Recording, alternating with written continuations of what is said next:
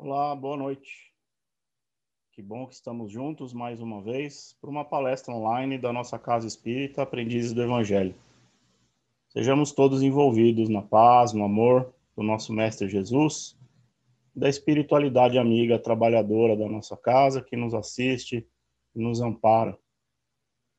Hoje teremos a apresentação da Cida Piai, nos trazendo mais uma importante lição sobre o Evangelho segundo o Espiritismo, no capítulo 8, falando sobre os escândalos, uma lição bastante importante para nós que queremos evoluir e aprender um pouco mais sobre a doutrina. Agradecemos a todos que colaboraram este mês com a campanha do quilo da nossa casa, a campanha Alta de Souza, para que pudéssemos compor as cestas básicas que serão distribuídas para as famílias assistidas nessa próxima semana, nesse próximo final de semana, juntamente com as cestas básicas, os agasalhos, as roupas de cama, roupas de banho que foram doadas, as blusas, que nesse frio, com certeza, ajudarão muito a quem está necessitando. Então, agradecemos a todos que colaboraram e as doações ficam abertas para o próximo mês, para quem quiser e puder doar. Toda segunda-feira pela manhã a casa está aberta para receber as doações. Agora fiquem com a palestra da Cida. Nos encontraremos novamente na próxima semana, se Deus quiser. Fiquem em paz. Boa noite, queridos irmãos. Que a paz esteja com todos. A irmã pandemia nos aconselha o distanciamento, mas Cristo Jesus nos convida à prática da união de nossos corações. E é em nome desse Cristo amado que aqui estamos para mais um momento de aprendizado. Vamos agradecendo a tecnologia que nos dá todo o suporte, mas vamos rogando também, a fim de sermos envolvidos pelos mensageiros de força e luz, pelos mensageiros queridos da Casa Aprendizes do Evangelho, que sempre nos abraça, que sempre nos auxilia e que sempre está a socorrer a muitos irmãos necessitados. Então, rogamos para que venhamos a ter as condições necessárias à explanação e o aprendizado da lição da noite. Elevemos nossos pensamentos. Capítulo 8, Bem-aventurado aqueles que têm puro coração. Itens 11 a 17. Escândalos. Se a vossa mão é motivo de escândalo, cortai-a. Vou ler um trecho do Evangelho segundo João Batista, capítulo 3, por achar que tem muito a ver com o tema de hoje. Quem faz o mal, aborrece a luz. Pois disse Jesus, a luz veio ao mundo, e os homens amaram mais as trevas do que a luz, porque as suas obras eram más. Porque todo aquele que faz o mal aborrece a luz, e não vem para a luz, para que suas obras não sejam reprovadas.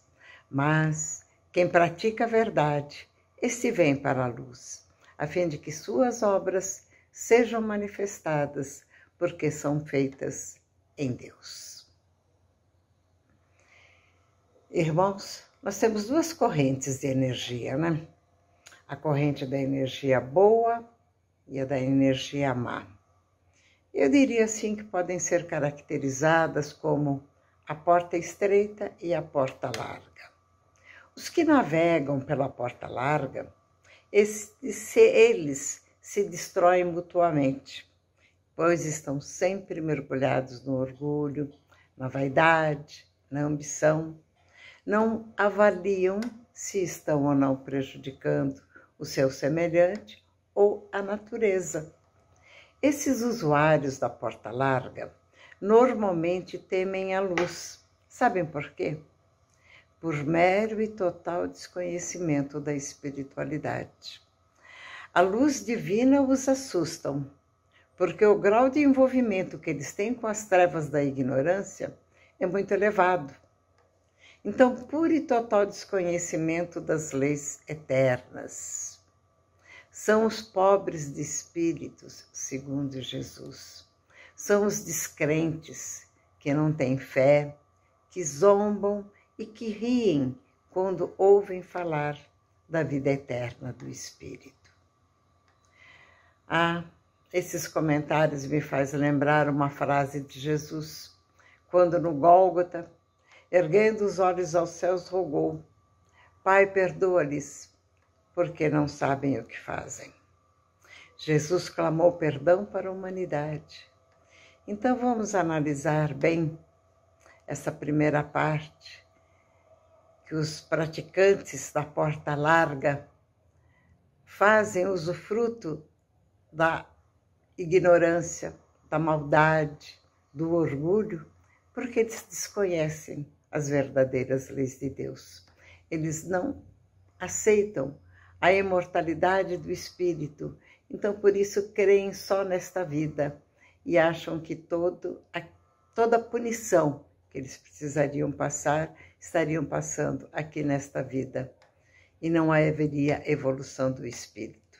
Então, se Jesus clamou o perdão para a humanidade, vamos refletir quem somos nós para julgar, não é verdade? Bom, mas o escândalo, esse é o tema da lição da noite. Escândalo, se a vossa mão é motivo de escândalo, cortai-a. Cortar? Ui, como dói! Bem, não é cortar, amputar, mas sim uma sugestão para que façamos uma intervenção àquilo que nos leva a praticar o mal. Corte, Jesus foi imperativo, corte, jogue fora, destrua em você aquilo que te destrói. Faça a tua reforma interior. Buscai a verdade e a verdade vos libertará. A doutrina preconiza para que estejamos sempre buscando o bem. Mas o Evangelho vem nos falar sobre escândalo e vamos procurar agora o sentido literário da palavra escândalo, porque entre a parte literária e a parte espiritual tem uma significativa diferença.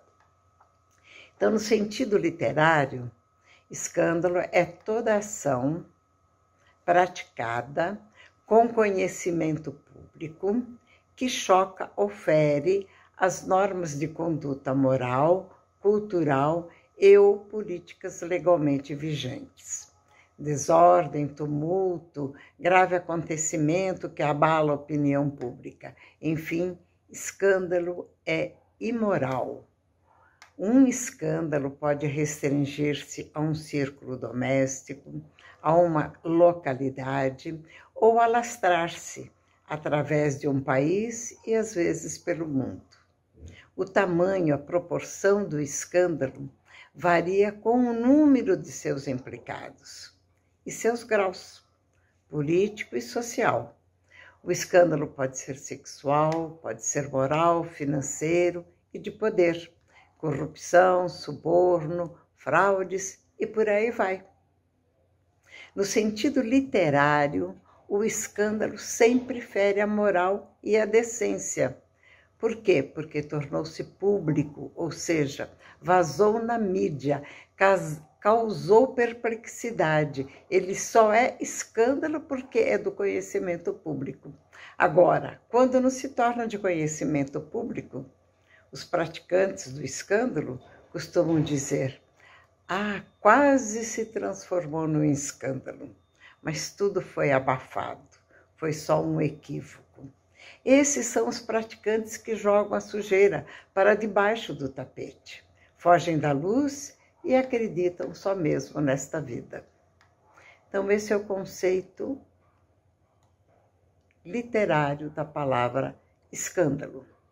Já no sentido evangélico, o sentido é um pouquinho mais envolvente. Escândalo é toda ação má de indivíduo para indivíduo, com ou sem repercussão. Lá em cima vimos que havia necessidade da divulgação do ato para se tornar um escândalo. A parte espiritual já nos fala que é uma ação má de indivíduo para indivíduo, com ou sem repercussão. No sentido evangélico, não importa se a notícia, se o fato vazou ou não. O que importa é que foi uma ação má, com ou sem conhecimento público. Lembremos que o Evangelho nos fala sobre o pecar pelo pensamento. Aqui, neste caso, pecar pelo pensamento, não há ação, não há o acontecido e, consequentemente, não há sua divulgação. Mas houve uma intenção, houve um desejo não manifestado. À luz dos ensinamentos do Mestre, isso também é caracterizado por um escândalo. Por isso Jesus nos fala: olhai, vigiai e orai, para não cairdes em tentação. Mas a lição vai mais além. É preciso que haja escândalos no mundo. Foi Jesus mesmo quem proferiu essa frase? Vamos procurar entender. O mal é uma consequência da imperfeição dos homens. O mal é uma consequência da imperfeição dos homens, mas não há para nós homens a obrigatoriedade de se praticar o escândalo. Essa porta chamada escândalo que Jesus afirmou, preciso que haja escândalos, ela é necessária apenas para dar ao homem a oportunidade de evolução.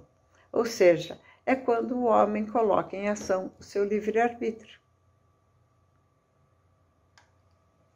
Estamos diante do mundo em que tudo podemos, mas por tudo seremos responsáveis.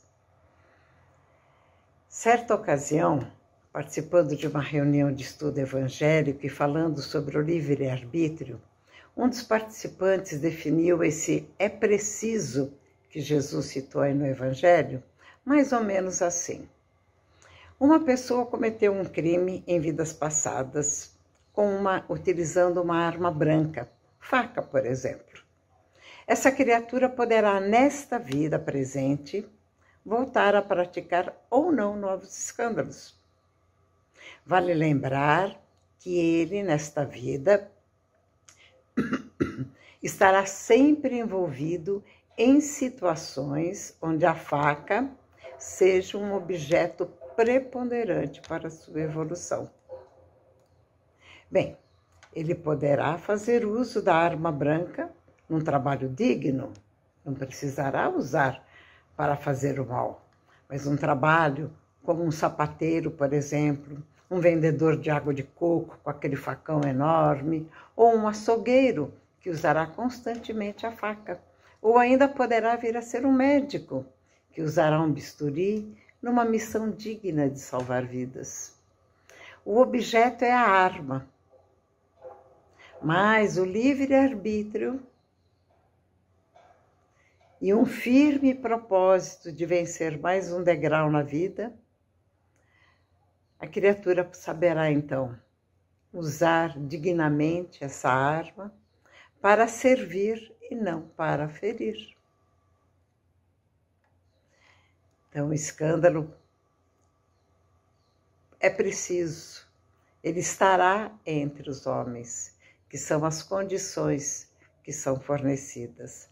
Agora, a prática do mal está no nosso livre-arbítrio. Dele, temos que aprender a fazer o bom uso. O homem tem várias armas para praticar escândalo. Uma delas, meus irmãos, é muito, mas muitíssimo perigosa mesmo. É a língua. Nossa língua, não a língua portuguesa, falo da nossa língua física. Ela também pode se transformar numa arma muito perigosa, que consome e destrói. E segundo o apóstolo Tiago, o início de todas as hecatombes no planeta localiza-se quase sempre no mau uso da língua. A língua guarda a centelha divina do verbo, mas o homem, de modo geral, costuma desviar-se da sua nobre função.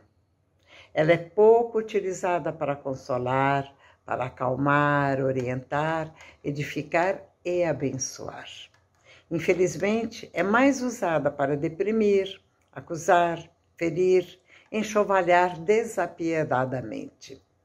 Quando eu estava preparando esta lição, caiu em minhas mãos o provérbio 18 de Salomão, filho do rei Davi. Eu peço licença para citar 3 de seus versículos. Salomão, um dos profetas, né? Ele é muito citado por Cristo no Evangelho. E no capítulo 25, Jesus fala: considerai como crescem os lírios do campo. Eles não trabalham nem fiam. Digo-vos mais, que nem Salomão, em toda a sua glória, se cobriu jamais como um destes.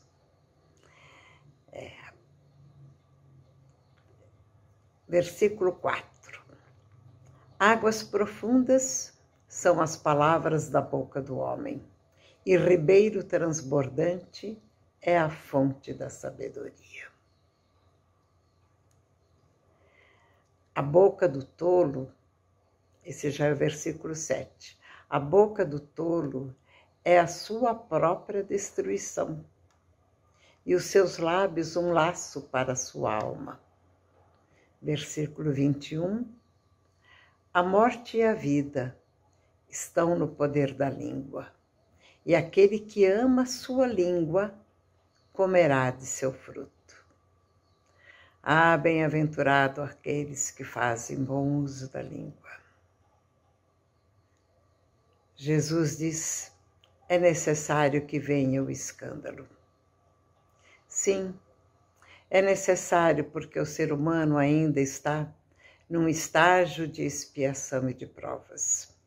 E como diz o Papa Francisco, estamos em construção. Ainda não sabemos o que fazemos. Por isso que não podemos julgar, né? Volto a frisar mais uma vez a questão de perdoarmos e julgarmos. Deus permite que o homem seja instrumento de punição ao próprio homem. Deus permite que o homem seja uma das peças fundamentais no exercício da caridade ou da reparação de débitos e delitos do passado. Mas ai daquele por quem o escândalo venha, ele será cobrado pela própria consciência.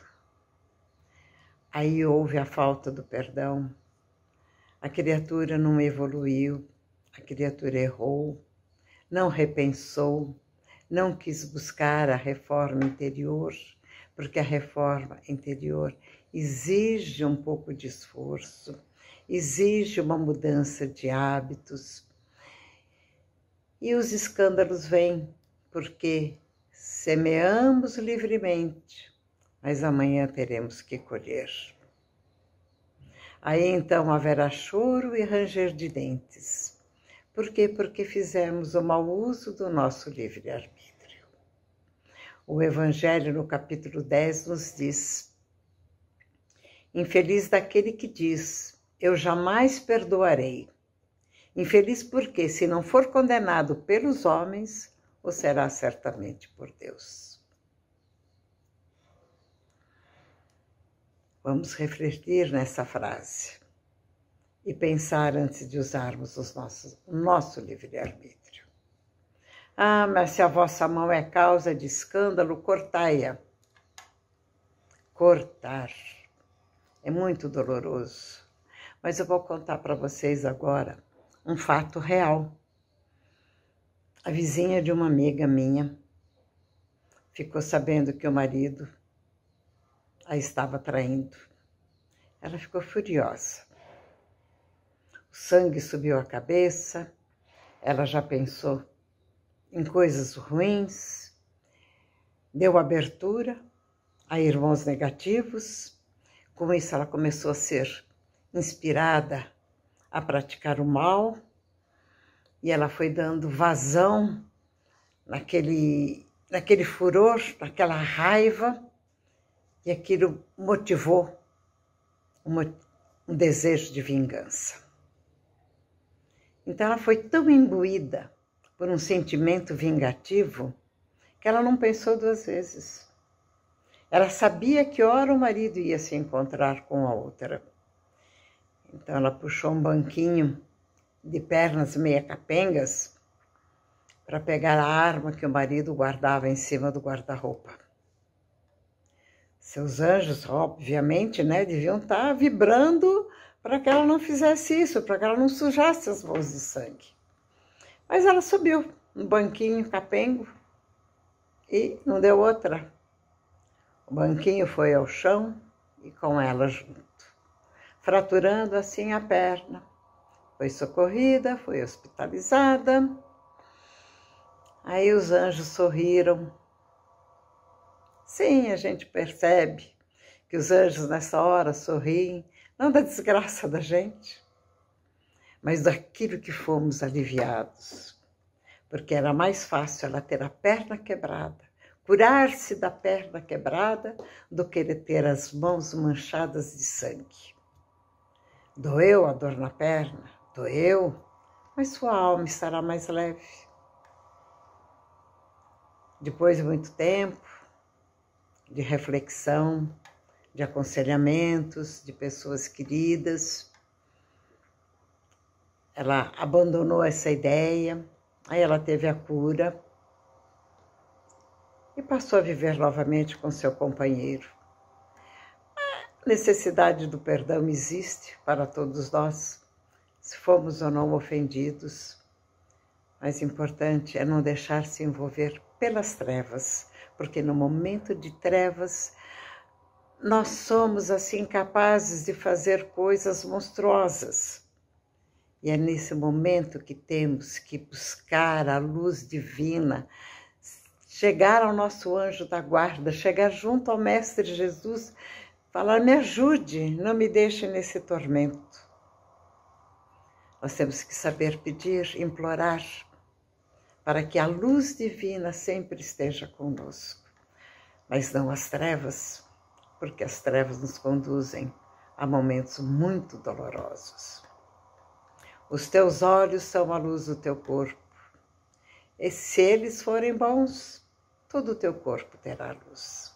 Mas se eles forem maus, todo o teu corpo será tenebroso e enfermo. Se, pois, a luz que há em ti é trevas, quão grande não serão essas mesmas trevas que te envolvem. Esta citação está no Sermão da Montanha. Devemos bendizer sempre as mãos, os pés, a língua, os olhos, pois são dádivas que Deus nos concedeu para alcançarmos a evolução e não meio de praticarmos escândalos. Eu convido a todos a refletir um pouco sobre esses ensinamentos, a ler novamente esse trecho do Evangelho, que ele é muito bonito, toca o nosso coração, nos ajuda a um momento maior de reflexão. Então, nesta noite, ao colocarmos a cabeça no travesseiro, vamos perguntar para nós mesmos: tenho usado os atributos que Deus me deu como Jesus gostaria que eu usasse? A minha língua tem sido uma fonte de bênçãos ou uma fonte de maldades? E as minhas mãos? Bem-aventuradas mãos que oferecem rosas, bem-aventuradas mãos que sabem ser generosas. Bem-aventurados e livres dos escândalos, sejamos todos nós.